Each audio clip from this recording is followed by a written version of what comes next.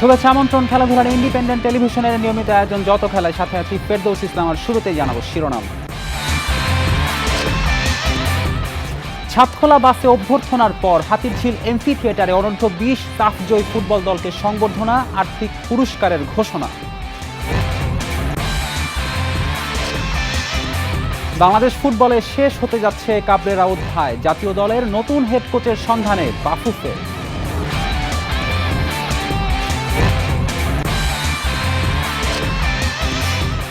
BCB সভায় গুরুত্বপূর্ণ সিদ্ধান্ত, পরবর্তী বিশ্বকাপ পর্যন্ত টি-20 অধিনায়ক লিটন ও ওয়ানডে অধিনায়ক থাকবেন মিরাজ। লাল সবুজের বিজয় উল্লাস, ছাদখোলা বাসে সাফ জয়ী যুবাদের রাজকীয় সংবর্ধনা। অনূর্ধ্ব 20 সাফে অপরাজিত চ্যাম্পিয়ন বাংলাদেশ দলকে বরণ করে নেন ক্রীড়া প্রতিমন্ত্রী আমিনুল হক ও বাফুফে সভাপতি তাবিথ আউয়াল। সঙ্গে ছিল সমর্থকদের মেলা। প্রতিমন্ত্রী ঘোষণা দেন আর্থিক প্রণোদনার। হাতিরঝিলের এমফি থিয়েটারে মিঠু রোনালদের জন্য সংবর্ধনার আয়োজন করে বাফুফে। শিরোপা জয়ীদের বরণ করতে আগ থেকেই প্রস্তুত সুসজ্জিত ছাদখোলা বাস। অপেক্ষা ছিল শুধু চ্যাম্পিয়নদের দেশে ফেরা। নির্ধারিত সময়ের চেয়ে প্রায় 1 ঘন্টা দেরি হলেও সমর্থকদের উৎসাহে কোনো ভাটা পড়েনি। সন্ধ্যায় বিমানবন্দরে নামতেই ফাহিম সুলেভানদের ফুল দিয়ে বরণ করে নেন ক্রীড়া প্রতিমন্ত্রী। এর আগে নারী দলকে ছাদখোলা বাসে সংবর্ধনা দেয়া হলেও পুরুষ দলের জন্য এটাই প্রথম, যে কারণে হয়তো উদযাপনটাও একটু বেশি। হাতে জাতীয় পতাকা, মুখে বিজয়ের স্লোগানে মুখরিত রাজপথ। বিমানবন্দর থেকে হাতিরঝিল বিস্তৃত এই বিজয় শোভাযাত্রা। সমর্থকদের ভালোবাসায় সিক্ত ফুটবলাররা হাত নেড়ে সাধারণ মানুষের ভালোবাসার জবাব দেন। মিঠু রোনালদের অসাধারণ সাফল্যে আসে আর্থিক পুরস্কারের ঘোষণা। আজকে যারা বাংলাদেশি বংশোদ্ভূত খেলোয়াড়রা, রোনান কিংবা ডেকলানের মতো যারা ফুটবলার রয়েছেন, কিংবা আমাদের হামজা চৌধুরী, সামিদ সোম সহ যারা বাংলাদেশের জন্য খেলছে, তাদেরকে যাতে আমরা আন্তরিকভাবে সহযোগিতা করি এবং আমাদের টিমওয়ার্কের মাধ্যমে আমরা একটি কথা প্রমাণ করতে চাই যে আমরা সবাই বাংলাদেশ। সুচেষ্টা থাকলে, দেশপ্রেম থাকলে এবং আমরা ঐক্য থাকলে পৃথিবীতে কোনো শক্তি নাই যে বাংলাদেশকে পরাজিত করবে। স্বাধীনতার মাসে যে যাত্রা তারা শুরু করেছেন আমাদেরকে আবার মনে করে দিয়েছে যে যতবার কোনো না কোনো চ্যালেঞ্জ সামনে আসে আমরা বাঙালি হিসাবে, বাংলাদেশি হিসাবে যুবকরাই সব চ্যালেঞ্জ মোকাবেলা করবে। ভারত বদার এই কাব্য শুধু একটি ট্রফি জয় নয়, কোটি মানুষের আত্মবিশ্বাস পুনরুদ্ধারের গল্প। আর সেই গল্পের মূল চরিত্র রোনাল্ড সুলিভান। এলেন, দেখলেন, জয় করলেন। বাংলার ফুটবল আকাশে সুলিভান যেন এক জ্বলন্ত নক্ষত্র।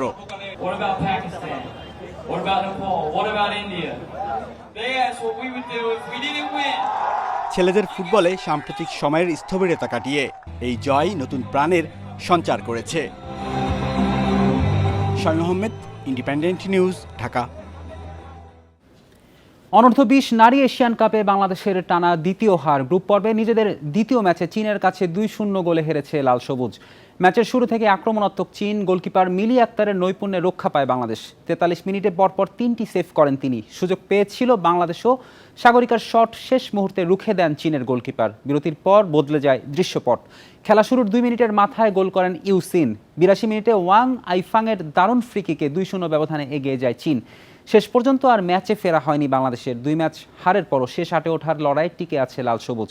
বাংলাদেশের তৃতীয় শেষ ম্যাচ 7 এপ্রিল ভিয়েতনামের বিপক্ষে।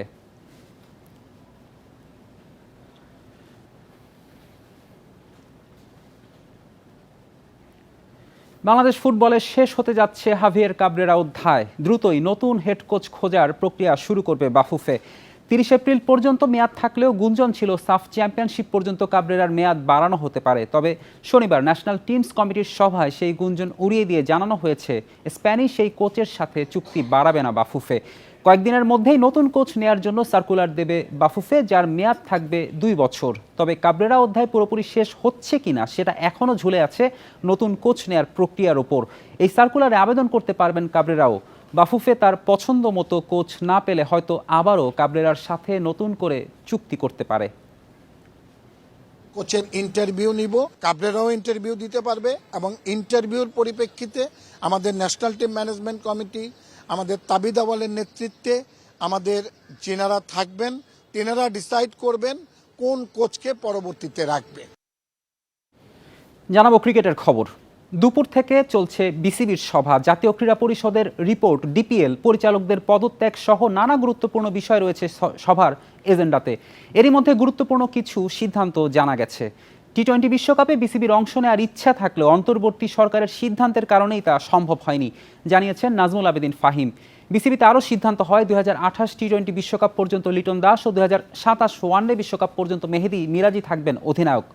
সভা চলাকালীন বিসিবির পরিচালক পদ থেকে পদত্যাগ করেছেন ফায়াজুর রহমান মিতু। সভা শেষে আরও কিছু গুরুত্বপূর্ণ সিদ্ধান্ত জানা যেতে পারে।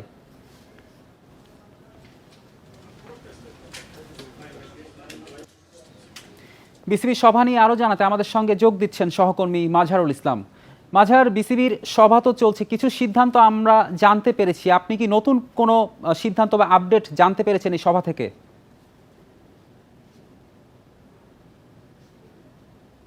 দেখুন, নতুন কোনো আপডেট নেই, তবে একটা বিষয় হচ্ছে আপনি যদি দেখেন যে মিরাজের এক্সটেনশন করা হয়েছে ক্যাপ্টেন্সির, লিটনে করা হয়েছে এবং রফিককে একটা সুযোগ দেওয়া হয়েছে তার স্পিন বোলিং কোচ হিসেবে বা স্পেশাল একটা রোলে দেওয়া হয়েছে। এছাড়া আপনি যেটা বললেন সারাটা প্রেস কনফারেন্সে ওটাই আলোচনা হয়েছে এবং এক রকমের তর্কাতর্কি হয়েছে, মানে সাংবাদিকদের সাথে কর্মকর্তাদের তর্কাতর্কি হয়েছে এবং সেখানে কেন বিশ্বকাপে যাওয়া হলো না, কেন সরকার বললো তখন আপনারা কেন কথা বললেন না এবং স্পষ্ট করে বলুন, এইসব নিয়ে অনেক প্রশ্ন করা হয়েছে। কারণ আপনি জানেন যে একটা বিশ্বকাপ খেলা না খেলা অনেক কিছু হয়ে যায় এবং একটা দেশের ক্রিকেটটা এগিয়ে যাচ্ছে না পিছিয়ে যাচ্ছে সেটা কিন্তু এই বিশ্বকাপে বোঝা যায়। সেই দিক থেকে অবশ্যই এই বিষয়টা অনেক বড় ছিল, সেটা নিয়ে অনেক বেশি কথা হয়েছে এবং সাকিব আল হাসানকে নিয়ে অনেক কথা হয়েছে। সাকিব আল হাসানকে কেন ফেরানো গেল না বা ফেরানো যাবে কি না সেসব নিয়ে কথা হয়েছে। তবে প্রত্যেকটা বিষয়ে অনেকক্ষণ কথা হয়েছে। এটা আপনি বলতে পারবেন না যে প্রেস কনফারেন্স, এটা একরকম ছিল আলোচনা এবং সেটা প্রায় ঘন্টাখানেক হয়েছে এবং সেখানে আপনি যেটা উল্লেখ করলেন যে বিশ্বকাপে বাংলাদেশ যাওয়া না যাওয়ার কথা হয়েছে, এটা আসলে এখন যেটা বলা হচ্ছে যে সরকার পক্ষ থেকে বলা হয়েছে বলেই যে বাংলাদেশে যাওয়া হয়নি ভারতে বিশ্বকাপ খেলতে এবং এটা বলেছেন কর্তারা যে বাংলাদেশ ক্রিকেট বোর্ড চেয়েছে বিশ্বকাপ খেলতে ভারতে গিয়েই এবং বাংলাদেশ ক্রিকেট বোর্ডের অনেকেই প্রস্তুত ছিল যেন বিশ্বকাপ খেলাটা হয়, কিন্তু সেটা কেন তখন বলা হলো না, কেন বোর্ড সাহস নিয়ে বললো না, ক্রিকেটাররা বললো না, সেই প্রশ্ন কিন্তু করা হয়েছে। এই বিষয়টা অবশ্যই মাথায় রাখতে হবে যে এটা খুবই বড় একটা বিষয় ছিল এবং এটা নিয়ে অনেকক্ষণ আলোচনা হয়েছে এবং সবচেয়ে বড় বিষয় হচ্ছে যে আমরা এটা বলতে পারি যে এখন একটা প্রেক্ষাপট চেঞ্জ হয়েছে, রাজনৈতিক প্রেক্ষাপট বা এখন সরকার পরিবর্তন হয়েছে, এই জন্য অনেকেই হয়তো বা সেই দায়টা মানে ওই আগের সরকার ছিল তার উপর দেয়া সেই কাজটা করেছে তারা। এখন যাই হোক, বাংলাদেশ বিশ্বকাপ খেলতে পারেনি, এখন নতুন করে যে সংকটগুলো আছে সেই সমাধানে এই বোর্ডটা কাজ করছে। আরও একটি বিষয় জানতে চাই, আজকে গুরুত্বপূর্ণ সভার দিন একজন পরিচালক পদত্যাগ করেছেন, আজই কেন? এটি কিসের ইঙ্গিত বহন করে বলে আপনি মনে করছেন?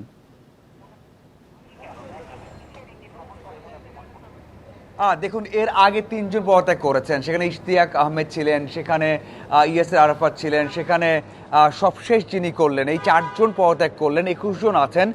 একটা বোর্ড থেকে করতেই পারেন, এর আগেও বোর্ড থেকে বলেছেন যে ব্যক্তিগত সিদ্ধান্ত এটা, কিন্তু এটাও মাথায় রাখতে হবে যে একটা ব্যক্তিগত সিদ্ধান্ত কেন বারবার হচ্ছে, কেন এক মাসের মধ্যে 2 জন বা 3 জন পদত্যাগ করছে, এটা অবশ্যই বোর্ডের প্রতি অনাস্থা। এবং দেখুন, এই বোর্ডে যেটা সমস্যা ছিল, এই বোর্ড নিয়ে প্রশ্ন ছিল, সেটা শুরু থেকে এসেছে। সংবাদ মাধ্যম বলুন, সাবেক ক্রিকেটার বলুন, সাবেক ক্যাপ্টেন বলুন, দেশের বাইরে বলুন, সব জায়গা থেকে সিদ্ধান্তগুলো নিয়ে একটা প্রশ্ন তৈরি হয়েছিল। বিপিএল বন্ধ ছিল, সেখানে ডোমেস্টিক ক্রিকেট নেই, সব জায়গা থেকে একটাই প্রশ্ন ছিল যে এই ক্রিকেট বোর্ড ব্যর্থ, এই ক্রিকেট বোর্ড বৈধ না, তারা চালাতে পারবে না। সেটা একটা ইঙ্গিত কিন্তু বহন করে এই যে পদত্যাগ করছেন তারা। যদি এ পদত্যাগ না করতেন বা বোর্ড চালাতে তাই চাইতেন তাহলে হয়তো বা এই বিষয়গুলো আসতো না। দেখুন, একটা তদন্ত কমিটি গঠন করা হয়েছে এবং সেখানে কি রিপোর্ট আসবে সেটা এখনও নিশ্চিত নয়, তারপরেও কিন্তু এখন অনেকেই পদত্যাগ করছেন। সেটা কিন্তু ইঙ্গিত বহন করে যে আসলে এই বোর্ডে এখন অনেকে কাজ করতে চান না, যেভাবে কাজ করতে আগে বাধ্য হয়েছেন সেভাবে করতে চান না। আসলে এই বোর্ড যে টিকছে না সেটা হয়তো একটা ইঙ্গিত বহন করে এই পদত্যাগগুলো। মাঝহার, আপনাকে ধন্যবাদ আমাদের সঙ্গে যোগ দেওয়ার জন্য। এই ছিল আজকের যত খেলা। ইন্ডিপেন্ডেন্ট টেলিভিশনের সব খবর বিস্তারিত জানতে চোখ রাখুন ফেসবুক, ইউটিউব, এক্স। আমন্ত্রণ আমাদের পরের আয়োজনে।